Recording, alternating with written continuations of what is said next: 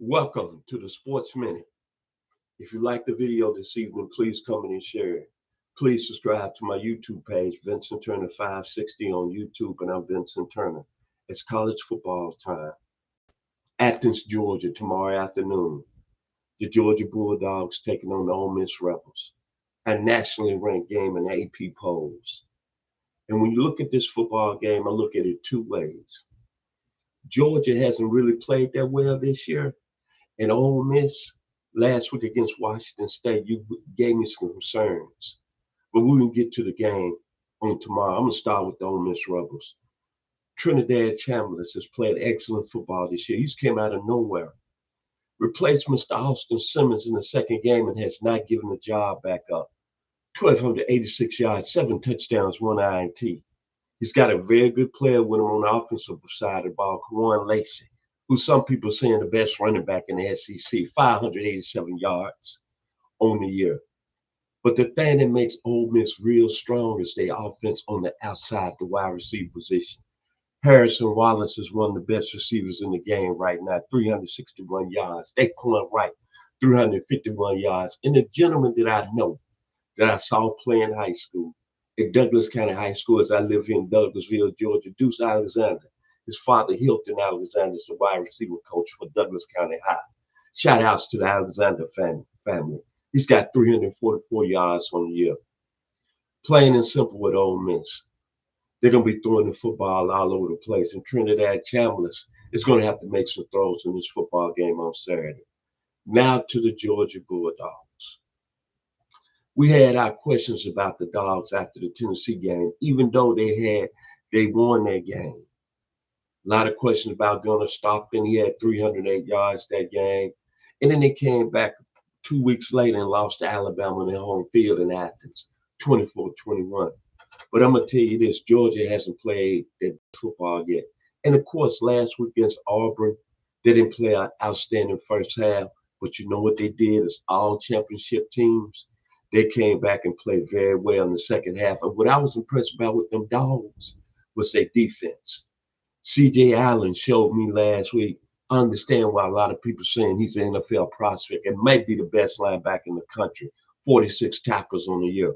Raylene Wilson had that big stop on the goal line. They called that controversial fumble by Jackson Arnold, the quarterback for Auburn. And K.J. Bolden is playing like a true NFL first-round Georgia defensive back.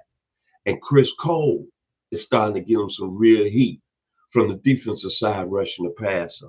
But what Georgia is strong at, Gunnar Stockton is going to keep improving. And to be honest, he's really improved as a passer.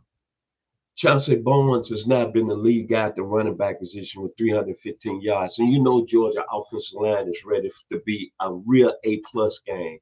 What I mean by that, where they knocking people off the ball from first quarter on to the end of the game, like all the great Georgia lines. That's why they got so many players in the NFL playing the offensive line. Brockton Jones with the Pittsburgh Steelers and Tad Ratledge, with Detroit Lions. But I always say this about Georgia.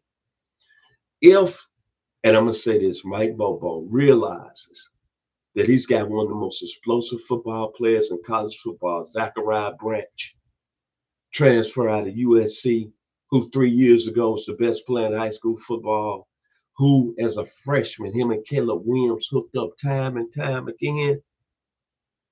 Georgia is going to be a very, very dangerous team, and I don't think Georgia is going to be beaten no more in this season.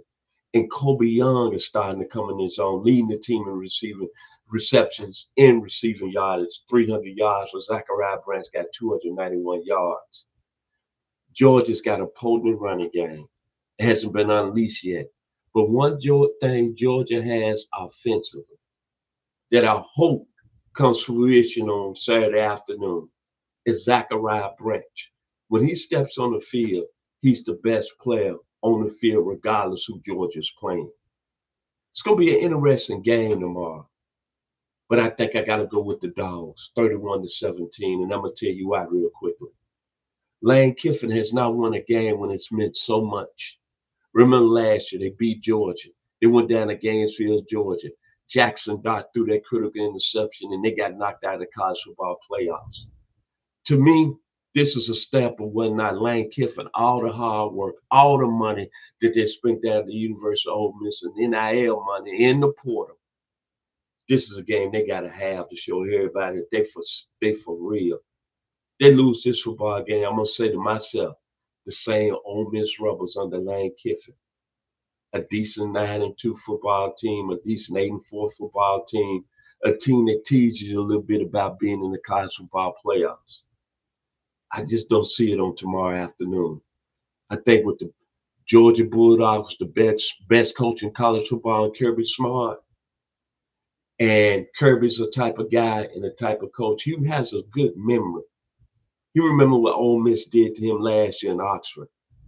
The dogs are going to be ready to play, and they're going to be ready to bark on Saturday. As I said, I don't repeat the score again, but I'm going with the dogs 31, Ole Miss 17. If you like the video today, please come and share it. Please subscribe to my YouTube page, Vincent Turner, here on YouTube at 560. Enjoy the game tomorrow. It's going to be on ABC, 3:30 kickoff. Be blessed.